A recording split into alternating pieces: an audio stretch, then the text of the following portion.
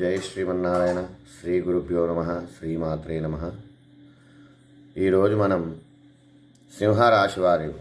సింహరాశిలో పుట్టినటువంటి స్త్రీ కానీ పురుషుడు కానీ వారి స్వభావం ఎలా ఉంటుంది అనేటువంటి విషయాలను మనం ఈరోజు తెలుసుకుందాం. వెల్కమ్ టు మై ఛానల్ అండి. ఈ సింహరాశిలో పుట్టినటువంటి వారు మనం సహజ రాశిచక్ర ప్రకారంగా చూసుకుంటే ఐదవ రాశి అవుతుంది. ఈ సింహం అనగానే చాలా డేంజర్ అని చెప్పి అనుకుంటారు, కానీ అలాంటి తత్వం కలిగిన వారు కాదు. ఈ మన జీవితాన్ని కూడా ఈ సింహరాశి వాళ్ళతోని మనం వాళ్ళని అర్థం చేసుకోకపోతే వాళ్ళ జీవితమే కాదు మన జీవితాన్ని కూడా తలకిందులు చేసేటువంటి శక్తి వీరికి ఉంటుంది. ఈ సింహరాశిలో పుట్టినటువంటి స్త్రీ కానీ పురుషుడు కానీ వీరిలో ఉన్నటువంటి అసలు స్వభావం ఏంటో చివరి వరకు వింటే మీకే అర్థమవుతుంది. సింహరాశిలో పుట్టినటువంటి పురుషుడు బయటికి చాలా సైలెంట్గా కనిపిస్తాడు, నెమ్మదిగా కనిపిస్తాడు, సున్నితమైన వాడిగా ఉంటాడు. స్వాభావికంగా ఇతను బద్ధకస్తుడు.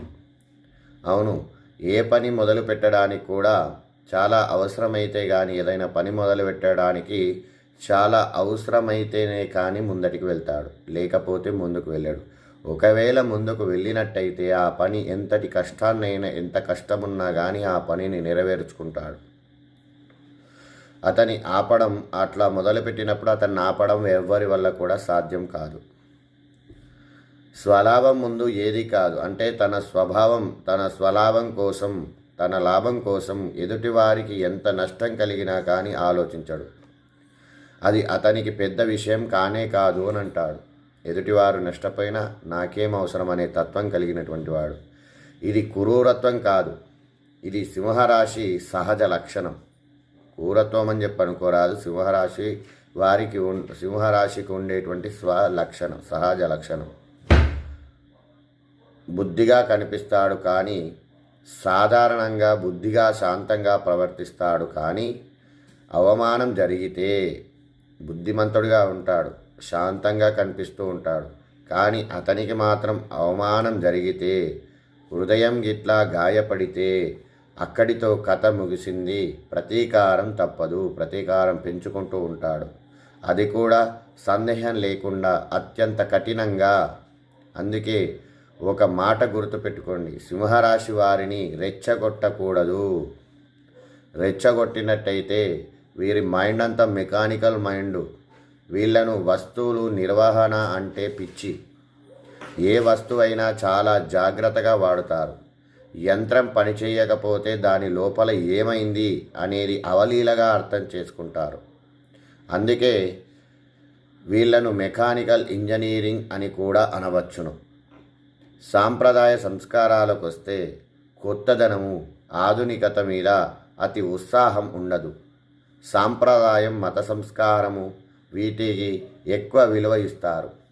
సంతాన విషయానికి వస్తే వీళ్లకు సంతానం సంఖ్య తక్కువే, కానీ సంతానం మీద ప్రేమ, అభిమానం మాత్రం అపారంగా ఉంటుంది. ఇక ఇది పురుషుడు. ఇప్పుడు సింహరాశిలో పుట్టినటువంటి స్త్రీతత్వం ఎలా ఉంటుంది అంటే, ఇప్పుడు అసలు ఆసక్తికరమైనటువంటి భాగం సింహరాశిలో స్త్రీ. ఈమెను అర్థం చేసుకోవడం ప్రతి ఒక్కరి వల్ల కాదు. కోపం, అహం. ఈ స్త్రీకి ఉద్రేకం, కోపం ఎక్కువగా ఉంటుంది. తాను గొప్పదానిననే అహం ఉంటుంది. చిన్న తప్పును కూడా క్షమించేటువంటి గుణం కలదు. చిన్న తప్పును కూడా క్షమించదు. అసూయ లోపమే ఉంటుంది. మరో స్త్రీ అందంలో, విద్యలో, ధనంలో లేదా కళలలో ముందుంటే తనకంటే ముందు అందంలో కానీ, విద్యలో కానీ, ధనంలో కానీ, ఏదైనా ఒక కళలో కానీ ముందుంటే పైకి స్నేహంగా కనిపిస్తుంది, కానీ లోపల మాత్రం అసూయ అగ్ని మండుతూనే ఉంటుంది.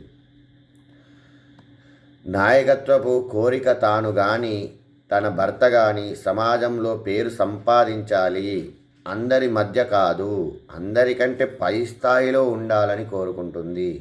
ఎవరి ఆధిపత్యం తన మీద సహించదు. ఎవరి ఆధిపత్యం చేసినా కానీ సహించదు. నేనే ఆధిపత్యం చెయ్యాలనేటువంటి స్వభావం కలిగినటువంటిది. కోపం వచ్చిందంటే సాధారణంగా నమ్మకం తక్కువ, కానీ కోపోద్రేకం వచ్చినప్పుడు అది వరదలా ప్రవహిస్తూ ఉంటుంది. ఆ సమయంలో ఆమెను ఆపడం అసాధ్యం. అతిథి సత్కారం ఇంటికి వచ్చిన అతిథులను చాలా గౌరవంగా చూసుకుంటుంది. సహాయం పొందిన వారు సరిగ్గా స్పందించకపోతే మాత్రం జీవితాంతం వారికి దూరం ఉంటుంది. ఎప్పుడైనా ఎవరికైనా సహాయం చేసినట్టయితే ఆ సహాయాన్ని వారు మర్చిపోతే వారిని దగ్గర కూడా రానియదు. దాంపత్య జీవితంలో రతికీడలో కూడా పురుషుణ్ణి అధిగమిస్తుంది. కామకళల్లో అనుభవం ఆమెకి దిశానిర్దేశంగా చేస్తుంది. సింహరాశి పురుషుణ్ణి రెచ్చగొట్టకండి. సింహరాశి స్త్రీని తక్కువ అంచనా వేయకండి. వారిని అర్థం చేసుకుంటే వారు మీకు రక్షకులు. అర్థం చేసుకోకపోతే మాత్రం మీ జీవితానికి ఒక పరీక్షలాగా ఉంటారు. వారిని అర్థం చేసుకుంటే మనకొక రక్షణ కవచంలాగా ఉంటారు. కానీ వారిని అర్థం చేసుకోకుంటే మాత్రం జీవితానికి పరీక్ష, మన జీవితానికి ఒక పరీక్షలాగా ఉంటుంది. కాబట్టి సింహరాశిలో పుట్టినటువంటి వారు ఎంత సైలెంట్గా ఉంటారో అంత ఉద్రేకం కూడా లోపల ఉంటుంది. కాబట్టి సింహరాశి వారి లక్షణాలు ఇలా ఉంటాయి. జై శ్రీమన్నారాయణ. ఈ వీడియో నచ్చితే లైక్ చేయండి, షేర్ చేయండి, సబ్స్క్రైబ్ చేయండి. ఇప్పుడు కొత్తగా హైప్ బటన్ వచ్చింది, ఆ బటన్ని కూడా క్లిక్ చేయండి. అలాగే నన్ను ఆదరిస్తున్న మీ అందరికీ కూడా కృతజ్ఞతలు. జై శ్రీమన్నారాయణ.